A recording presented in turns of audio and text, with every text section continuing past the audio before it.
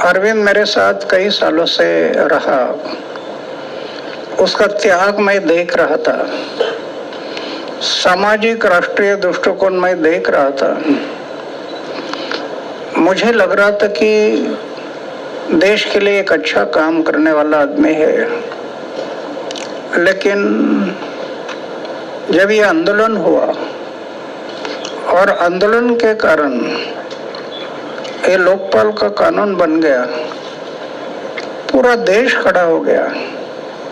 न जाने उनके दिल में क्या आ गया, मैं नहीं जानता, क्योंकि भगवान ने एक बात अच्छी बनाई है, आपके दिल में क्या है मुझे समझ में नहीं आता, और मेरे दिल में क्या है आपको समझ में नहीं आता।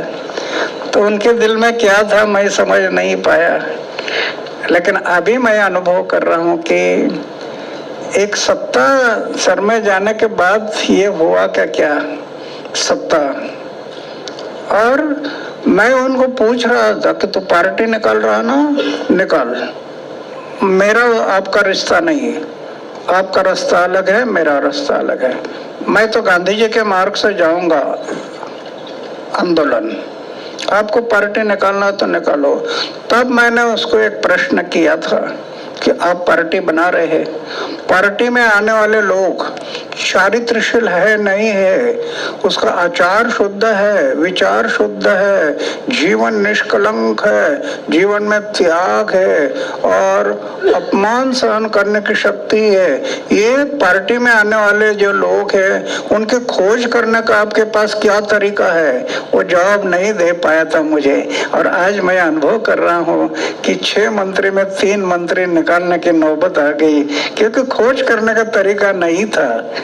इसके कारण ऐसे मंत्री भी बीच में आ गए थे, तो ये उसको दुष्परिणाम हो गया है।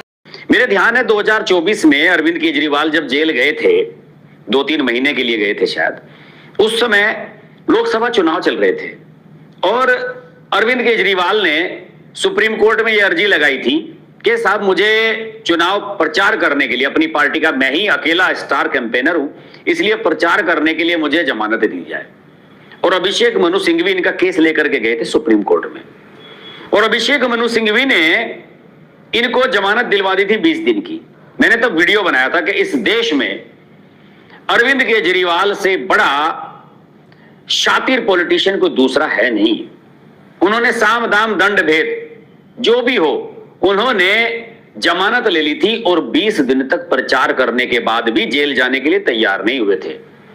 कहने लगे थे मैं बीमार हो गया हूं, हाइपरटेंशन का शिकार हो गया हूं, मेरा क्या वो बढ़ जाता है कि कीटोन बढ़ गया है, फलाना बढ़ गया है। लेकिन फिर कोर्ट ने कहा भाई बयान बहानेबाजी बंद करो, आप बिल्कुल स्वस्थ हो और आपको 20 दिन के लिए बाहर आने के लिए कहा था, जाइए चुपचाप फिर से जेल के भीतर चले जाइए।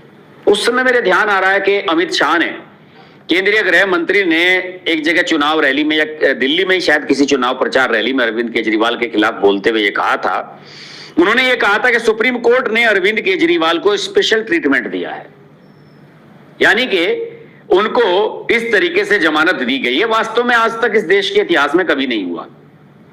अरविंद केजरीवाल के मामले में ऐसे बहुत सारे मामले हैं जो ऐतिहासिक हैं, जो पहले किसी नहीं हुए, ना भूतो ना भविष्य थी, और ऐसे होने की उम्मीद भी नहीं है। देखिए उसी समय हेमंत सोरेन जो झारखंड के मुख्यमंत्री हैं वो भी जेल गए थे, ईडी ने उनको भी अरेस्ट किया था। कोयला घोटाला, बहुत सारे मामले थे, उन्होंने भी अपील लगाई थी अरविंद केजरीवाल की तरह ही कि साहब मुझे भी जो है जमानत दे दीजिए, अंतरिम जमानत दे दीजिए और मैं बेल पर चला जाऊं और फिर उसके बाद वापस जेल आ जाऊंगा। नहीं मिली थी। तो अरविंद केजरीवाल को स्पेशल ट्रीटमेंट मिला है। लेकिन आज जो घटनाक्रम हुआ है, दिल्ली की राउज एवेन्यू कोर्ट ने अरविंद केजरीवाल को शराब घोटाले में आरोप मुक्त कर दिया है। जरा शब्द को ध्यान से सुनिए। अदालत ने आज 600 पन्नों का विस्तृत आदेश दिया है और इसमें साफ साफ लिखा गया है कि उन्हें आरोप मुक्त किया गया है, बरी नहीं किया गया है। समझ रहे हैं? डिस्चार्ज किया गया है। और इसमें देखिए मुकदमे के 4 चरण होते हैं। एफआईआर दर्ज होती है, चार्जशीट दाखिल होती है, उसके बाद आरोप तय किए जाते हैं और फिर गवाहों के बयानों के आधार पर ट्रायल चलता है और राउज एवेन्यू कोर्ट में जो सिंगल जज की बेंच थी, उन्होंने आज फैसला सुनाया और विशेष न्यायाधीश जितेंद्र सिंह ने यह माना कि चार्जशीट में प्रथम दृष्टया यानी कि प्रीमा फेसिया अरविंद केजरीवाल के खिलाफ इतने पर्याप्त प्रमाण नहीं हैं, इसलिए अरविंद केजरीवाल और मनीष सिसोदिया और 20 अन्य लोग, और इसमें के कविता भी शामिल हैं जो केसीआर की बेटी हैं, पूर्व मुख्यमंत्री तेलंगाना के, इन सबको उन्होंने कह दिया कि भाई इनके खिलाफ कोई चार्ज बनता नहीं है, इनको हम चार्ज मुक्त करते हैं। और कोर्ट ने यह भी कहा कि आबकारी नीति केजरीवाल सरकार ने बाकायदा थ्रू प्रोसेस दी थी, उसमें कैबिनेट जो थी केजरीवाल की उसकी मंजूरी हुई थी, उसके बाद एलजी के पास फाइल गई थी, और अगर कोई 1 साल के अंदर अपनी किसी नीति को कोई सरकार वापस लेती है तो कोई ये अपराध नहीं है, और इसका ये मतलब नहीं है कि उन्होंने कोई अपराध किया है, और कोई इसमें पुख्ता प्रमाण नहीं है कि जो साउथ का ग्रुप है उसके निर्देश पर इसको बदला गया था। यानी कि जो शराब नीति थी उस पर आरोप ये लगाए थे सीबीआई ने कि इसमें साउथ का जो कार्टेल है, वहां का जो शराब माफिया है, जो गुट है उनके कहने पर ये उनके मुफीद, जो उनके अनुकूल है, इस प्रकार की शराब नीति बनाई गई थी, और इस प्रकार अरविंद केजरीवाल उसमें शामिल हुए थे। दूसरी ओर मैं आपको बता दूं, इसमें खास बात और भी है कि अरविंद केजरीवाल का नाम पहली जो 3 चार्जशीट थी उनमें नहीं था।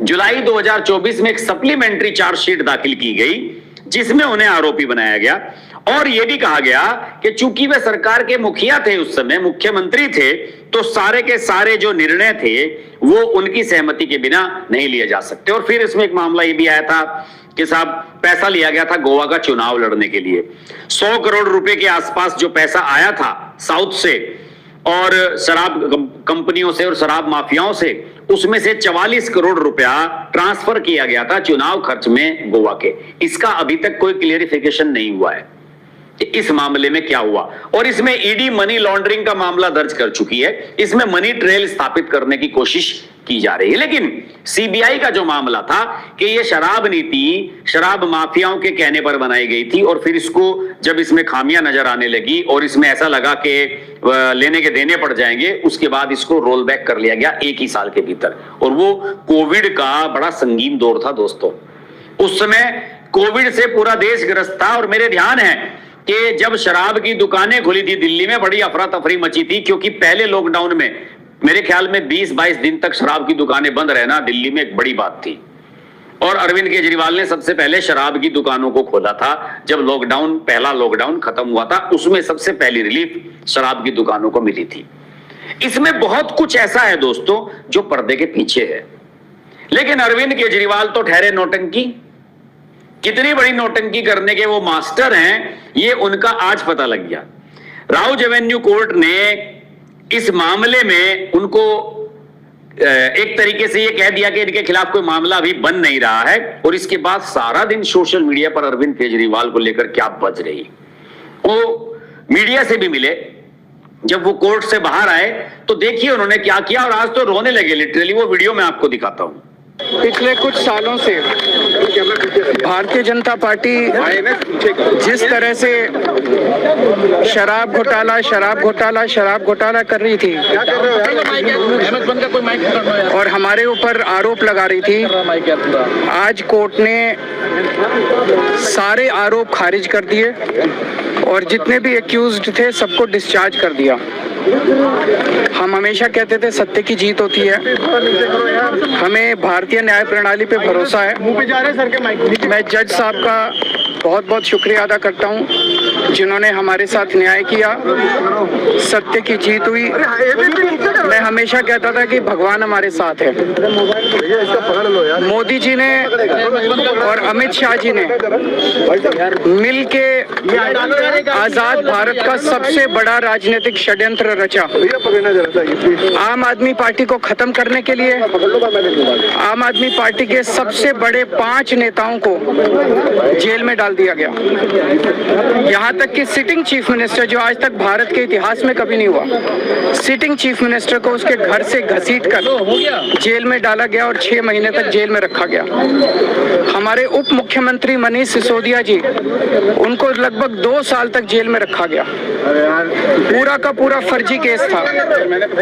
हमारे ऊपर कीचड़ फेंका गया। 24 घंटे टीवी चैनलों के ऊपर डिबेट चलते थे, खबरें दिखाई जाती थी, केजरीवाल भ्रष्ट है, केजरीवाल भ्रष्ट है।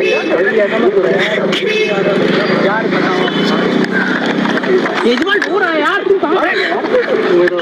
मत भाई, हो गया सर,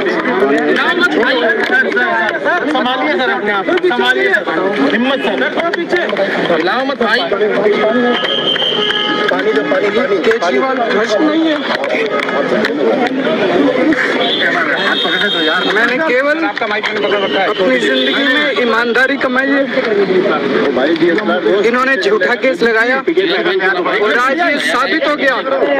कोर्ट ने कहा है कि केजरीवाल कट्टर ईमानदार है, मनीष सिसोदिया कट्टर ईमानदार है, आम आदमी पार्टी कट्टर ईमानदार है।